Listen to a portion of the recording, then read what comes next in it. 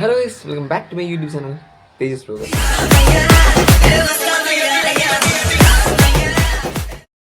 അപ്പോൾ ഗൈസ് നമ്മൾ ഇന്ന് പോകാൻ പോകുന്നത് ഹൈദരാബാദിലെ റാമോജി ഫിലിം സിറ്റി കാണാനാണ്. ഇന്ന് നമ്മൾ റാമോജി ഫിലിം സിറ്റി മാത്രമാണ് കാണുന്നത്, വേറെ എങ്ങോട്ടും നമ്മൾ പോകുന്നില്ല.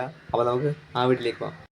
നമ്മൾ കൃത്യം 9 മണിക്ക് തന്നെ റാമോജി ഫിലിം സിറ്റിയിലെത്തി. അവിടുന്ന് ടിക്കറ്റ് എടുത്ത് കഴിയുമ്പോൾ ഇതേപോലെ സ്റ്റിക്കർ തരും. ഇത് കാണിച്ചിട്ടാണ് നമ്മൾ റാമോജി ഫിലിം സിറ്റിയിലേക്ക് എൻ്റർ ആവാനുള്ളത്.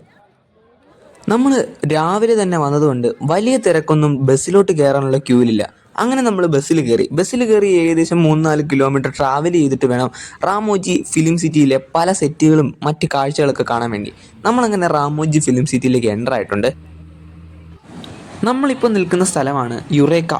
ഈ യുറേക്ക എന്ന് പറയുന്ന പോയിന്റിൽ നിന്നുമാണ് നമുക്ക് പല സെറ്റിലേക്ക് പോകാനുള്ള ബസ് കിട്ടുന്നത്. ആ ബസ്സിൽ തന്നെ ഗൈഡും നമ്മുടെ കൂടെ തന്നെ കാണും. ഗൈഡ് എപ്പോഴും നമ്മുടെ കൂടെ കാണില്ല, ചില സമയത്ത് ഗൈഡ് മാറി കയറാറുണ്ട്. 666 एकड़ में बनाया गया फिल्म सिटी 14 अकबर मूवी में देख सकते हैं, सूर्य वंश मूवी में देख सकते हैं, तेलुगु मूवी दिल्ली सिंधु. നമുക്ക് ഒരുപാട് സ്ഥലങ്ങളൊന്നും ഇറങ്ങാൻ പറ്റത്തില്ല, അതെല്ലാം നമ്മൾ ബസ്സിലിരുന്ന് വേണം കാണാൻ. ഗൈഡ് നല്ല വ്യക്തമായിട്ടാണ് എല്ലാ കാര്യങ്ങളും പറഞ്ഞു തരുന്നത്. നിങ്ങളിപ്പോൾ കാണുന്ന വീട് മല്ലു സിംഗും ചന്ദ്രമുഖിയൊക്കെ എടുത്ത സെറ്റാണ് കേട്ടോ. നമ്മൾ ഇപ്പോൾ കാണുന്നത് CID മൂസയും ഭീമല നായക, അതായത് നമ്മുടെ അയ്യപ്പനും കോശിയുടെ തെലുങ്ക് വെർഷനായ ഭീമല നായകയൊക്കെ ഷൂട്ട് ചെയ്ത ലൊക്കേഷനാണ് കേട്ടോ. റാമോജി ഫിലിം സിറ്റിയിലെ മിക്ക സെറ്റുകളും പ്ലാസ്റ്റർ ഓഫ് പാരീസ് കൊണ്ടാണ് ഉണ്ടാക്കിയിരിക്കുന്നത് എന്നാണ് നമ്മുടെ ഗൈഡ് പറഞ്ഞു തന്നിരിക്കുന്നത്. Total plaster of Paris or fiber, not original. Yes, welcome to Central Jail. അതെ ഗൈസ്, ഞാനും അങ്ങനെ സെൻട്രൽ ജയിലിൽ കയറാൻ പോവുകയാണ്. സിനിമകളിൽ കാണുന്ന, മിക്കവാറും ഹിന്ദി സിനിമകളിൽ കാണുന്ന സെൻട്രൽ ജയിലിൻ്റെ സെറ്റിലേക്കാണ് ഞാൻ കയറാൻ പോകുന്നത്. അകത്ത് കയറുമ്പോൾ തന്നെ ഒരു പോലീസ് ടാങ്കറും ഒരു പോലീസ് ജീപ്പും കാണാൻ സാധിക്കും. ഇവിടെ വെച്ചാണ് പുഷ്പ 2 സെൻട്രൽ ജയിലിൻ്റെ സീക്വൻസ് ഒക്കെ എടുത്തിട്ടുള്ളത്.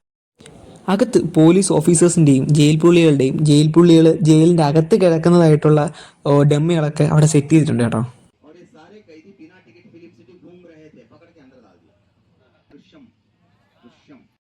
ജയിലിൽ നിന്നും ശിക്ഷ കഴിഞ്ഞ് ഞങ്ങൾ പിന്നെ പോയത് ഭഗവത്ഗീതയുടെ സെറ്റ് കാണാനാണ്.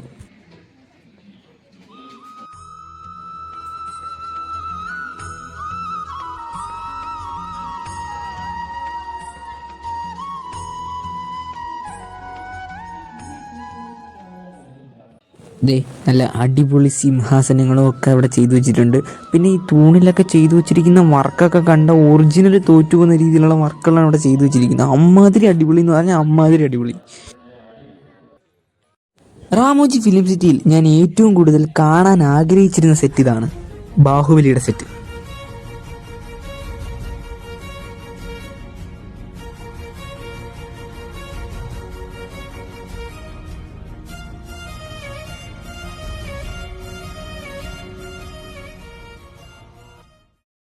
ഇപ്പം നമ്മൾ ബാഹുബലിയുടെ സെറ്റിലാണ് എത്തിയിരിക്കുന്നത്. നമുക്കിവിടെ ഒരുപാട് ബാഹുബലിയുടെ ആ കൊടികളും അവരുടെ സംഭവങ്ങളൊക്കെ കാണാൻ പറ്റും. നമുക്കെല്ലാം ഓരോന്ന് കാണാം.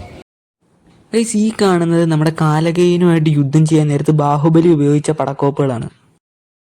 ഗൈസ്, ഇവിടെ വെച്ചാണ് ബാഹുബലിയെ പടത്തലവനായിട്ടും പൽവാൾ ദേവനെ രാജാവായിട്ടും ശിവഗാമി ദേവി പ്രഖ്യാപിക്കുന്ന ഇന്റർവൽ സീൻ നടക്കുന്നത്.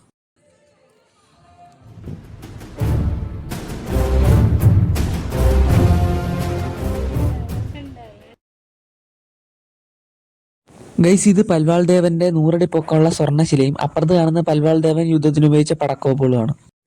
ഇതാണ് ഗൈസ് പൽവാൾ ദേവന്റെ സിംഹാസനം.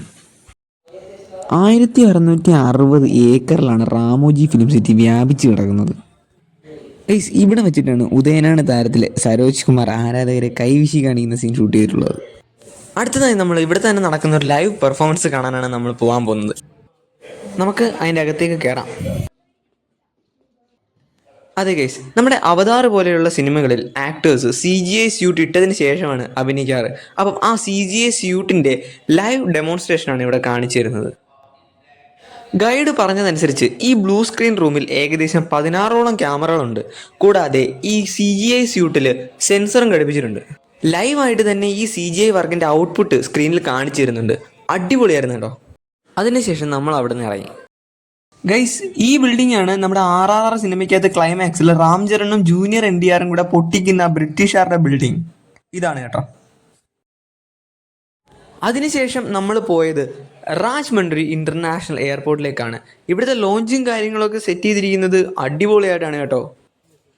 നമ്മളങ്ങനെ ഫ്ലൈറ്റിൻ്റെ ഉള്ളിൽ കയറി. ഒറിജിനൽ ഫ്ലൈറ്റിൽ കയറുന്ന അതേ ഒരു ഫീൽ തന്നെയായിരുന്നു കേട്ടോ ഇവിടെ കയറിയപ്പോഴും. ബാക്ക്ഗ്രൗണ്ടിൽ എയർ ഹോസ്റ്റസ്മാരെ ഇൻസ്ട്രക്ഷൻസ് നൽകുന്ന ആ ഒരു എഫക്റ്റും കൂടെ വന്നപ്പോഴത്തേക്കും ഒറിജിനൽ ഫ്ലൈറ്റിൽ കയറിയ ഒരു ഫീൽ തന്നെയായിരുന്നു കേട്ടോ. ഫ്ലൈറ്റിൻ്റെ സെറ്റിൽ നിന്ന് ഇറങ്ങി നമ്മൾ പിന്നെ പോയത് ജാപ്പനീസ് ഗാർഡൻ കാണാനാണ്.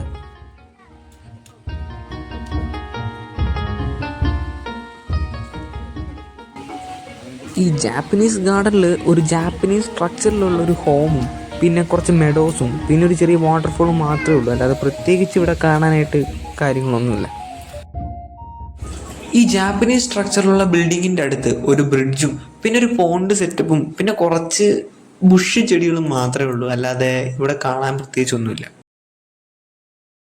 ഇനി അടുത്തായിട്ട് നമ്മൾ പോകാൻ പോകുന്ന ബേർഡ് പാർക്കിലേക്കാണ്.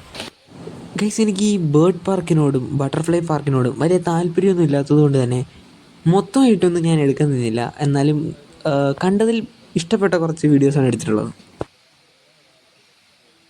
ഗൈസ്, പക്ഷേ ഇവിടെ ഒരുപാട് വെറൈറ്റി ടൈപ്പിലുള്ള ബേർഡ്സ് ഉണ്ട്. ബിൽ ഡക്ക് ഉണ്ട്, വിസിലിംഗ് ഡക്ക് ഉണ്ട്, വൈറ്റ് ഫേസ്ഡ് വിസിലിംഗ് ഡക്സ് ഉണ്ട്, ഫ്ലമിംഗോ ഉണ്ട്. അങ്ങനെ ഒരുപാട് നമ്മുടെ സ്ഥലത്തൊന്നും കാണാത്ത തരത്തിലുള്ള വെറൈറ്റി ബേർഡ്സ് ഇവിടെ ഉണ്ട് കേട്ടോ. ഇവിടെ ഒരു മാൻ മെയ്ഡ് വാട്ടർഫോൾ ഉണ്ട്. അതിൻ്റെ മേളിൽ അതിനെ നോക്കാൻ 2 പേരെ ഏർപ്പാടാക്കിയിട്ടുണ്ട്.